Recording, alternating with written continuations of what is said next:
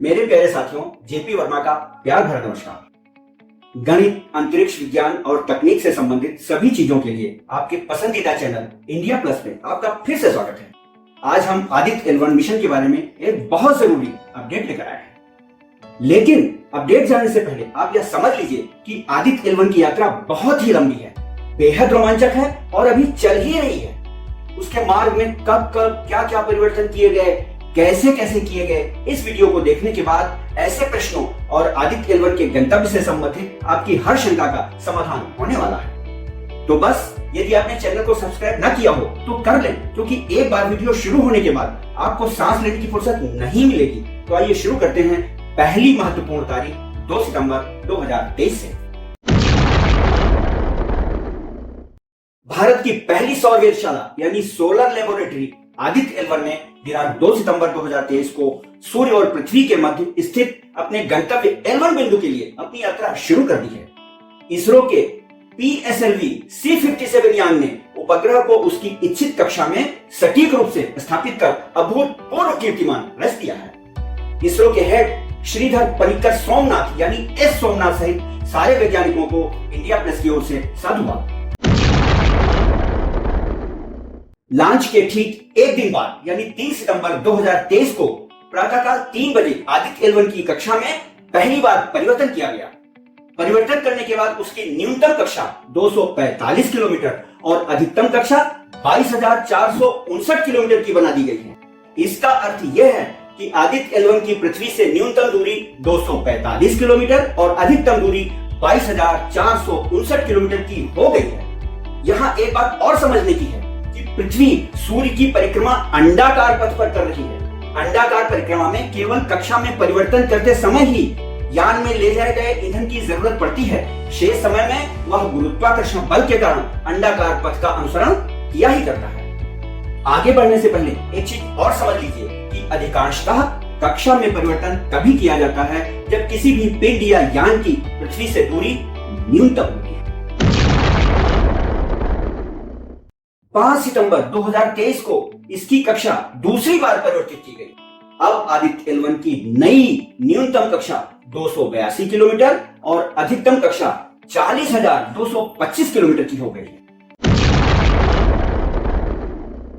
Aditya L1 की कक्षा में तीसरा बड़ा परिवर्तन 10 सितंबर 2023 को किया गया। परिवर्तन के बाद आदित्य L1 की छोटी कक्षा 296 किलोमीटर की तथा बड़ी वाली कक्षा 71,767 किलोमीटर की कर दी गई। आदित्य L1 की कक्षा में चौथा सबसे महत्वपूर्ण परिवर्तन दिनांक 15 सितंबर 2023 को किया गया। इस परिवर्तन के बाद इसकी छोटी कक्षा तो केवल 256 किलोमीटर की रह गई है, पर बड़ी वाली कक्षा आश्चर्यजनक रूप से बढ़कर 1,21,973 किलोमीटर की हो गई है। यानी इस दिन अंडाकार पथ पर बढ़ते हुए पृथ्वी से आदित्य L1 की दूरी लगभग 1.25 लाख किलोमीटर पहुंची। साथियों, बड़ी खुशखबरी आ गई है। अपने पथ पर निरंतर बढ़ते हुए 18 सितंबर 2023 से आदित्य L1 ने वैज्ञानिक आंकड़ों का संग्रह शुरू कर दिया है। यानी अब वह अपने काम में लग गया है। Very good update. 19 सितंबर 2023 के बाद वैज्ञानिकों को यह एहसास होने लगा है कि अब आदित्य L1 पृथ्वी के गुरुत्वाकर्षण से धीरे धीरे दूर हो रहा है। वैसे वह पृथ्वी के संपर्क में बना हुआ है और लगातार अपनी सटीक स्थिति की सूचना दे रहा है।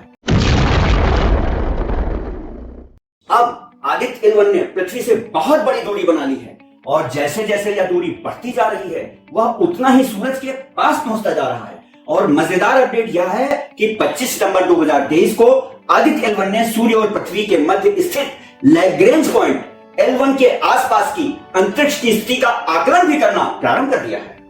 Lagrange point, Aditya L1, Gaganyaan 1 और सूर्य और पृथ्वी से संबंधित बहुत सी बातों की रोचक जानकारी के लिए आप हमारा पिछला video Aditya L1 India first ever solar mission यानी सूर्य की ओर एक रोमांचक यात्रा को देख सकते हैं। ऊपर इसका लिंक दे दिया गया है। तो आइए अपने इस वीडियो में अगले अपडेट की ओर आगे बढ़ते हैं।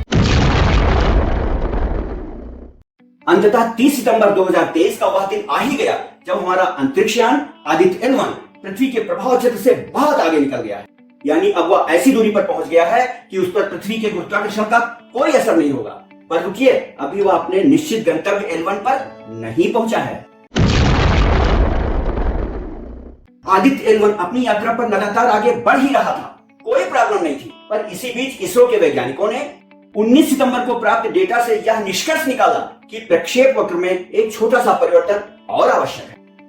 इसीलिए 6 अक्टूबर 2023 को लगभग 16 सेकंड के लिए आदित्य L1 के पथ में पुनः परिवर्तन करके इसकी ट्रेजेक्टरी में सुधार किया गया। अब यह अपने निर्धारित पथ L1 पर निर्बाध गति से आगे बढ़ता चला जा रहा है। यह था हमारा आज का वीडियो। अगर आपको वीडियो अच्छा लगा हो तो चैनल को अवश्य सब्सक्राइब करें। आपके सुझावों और कमेंट्स की प्रतीक्षा में इंडिया प्लस चैनल से जेपी वर्मा। जय हिंद।